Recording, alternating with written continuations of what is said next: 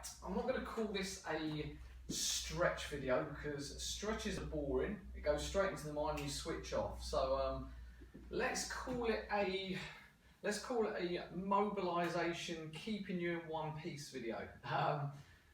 Let's face facts, we're not all getting any younger. Bodies are starting to drop a little bit down with gravity as we get older. It naturally happens.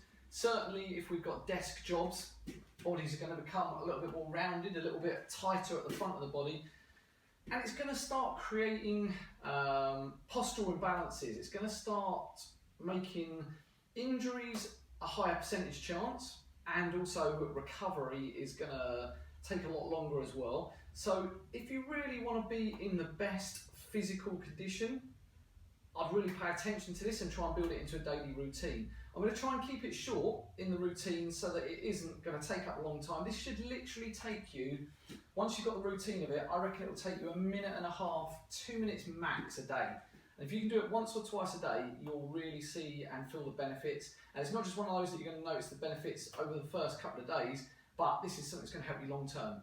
So let's crack on. The first one I'm going to look at is, as I say, if most of us have got a sat down job, again, gravity as we get older, things start to drop forward. No other comments coming. And we'll start to round, and shoulders will start to drop forward, muscles at the front here will start to tighten up, therefore the muscles in the back will start to lengthen and become weaker, and we'll sort of drop into this position. It can also have a big effect on the stomach muscles. So as we start to drop forward there, tummy starts to drop, and we start to get this, maybe more for women, sort of in, out, in. No, it's going the other way. Out, in, out. So you can actually look like you've got a bit of a belly going on just through poor posture from being rounded there. So certainly exercises, things like press-ups as well, they're going to tighten across here, so this is going to further exacerbate this area here. So what we need to do is we need to start opening up, bringing ourselves up into good posture. And as I say, for the women, it can make you a little bit more hurt, shall we say. And for men and women, maybe even for the men as well, it's going to bring you in at the midsection here and keep you flatter, keep more upright, making you look leaner. So what you want is a door frame or a pillar. Have your elbow, and again, don't go over this, I know you've done these before, but when you tend to know something, you tend to skip over it as well. Pop your elbow slightly above parallel, slightly above shoulder height. And what you're going to do is run the arm up, and just relax the arm and just rotate the body, the whole body from the waist away from the elbow. You should get a really good stretch coming through the shoulder into the chest muscles here. These are the ones that become tight and pull you forward. Hold it 20, 30 seconds and breathe. That is the key. If you hold it till it's tight, it's not going to relax. So you just need to release the nerve signal to the muscle and just relax. 20, 30 seconds, swap over to the other side. Second one, you can either do from standing or sitting. Literally, feet wide, turn the toe out, ease it over, just to get an inner thigh stretch. These muscles run up into your pelvis. Again, it's going to help reduce this pelvic tilt, which is going to bring the tummy and everything forward. So hold in from there, 20, 30 seconds, swap it over other side. If you want to do it seated, if you're in a better position for it, heels together, drive the hips forward to get a stretch on the inner thigh. Third one is a great one for the lower back, to keep the muscles around the lower back, the pelvis nice and supple, and keep flexibility in there. You're going to lie on your back, arms out to the side, bring your knee up to 90 and let it roll across the body and relax, breathe. If you want, you can turn your head the way that the leg has come from.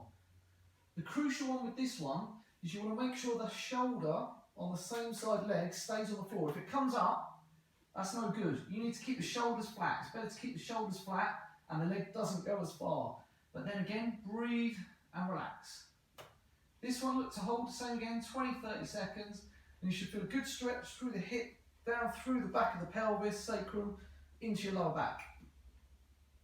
That's a really good one for the lower back area, which we obviously all want to protect on there. And the last one is stretching out the hip flexors. These muscles here run through your thigh into your pelvis. When they're tight, they'll pull you forward, which is one of the biggest causes of lower back pain and knee pain as well. Two ways.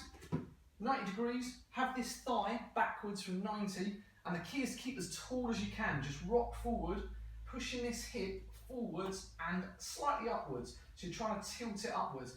Keep as tall as you can on the upper body. If you're bent down, you'll get minimal stretch. You want to keep tall, drive forward. If you're flexible enough, grab the heel, pull it up to the bum as you rock forward. But again, don't do it if you can't keep your balance or you can't keep upright. Upright is the key. Breathing, holding that stretch in there, 20, 30 seconds. If you sit down for a jog, do that as often as you can during the day. That will give you great returns.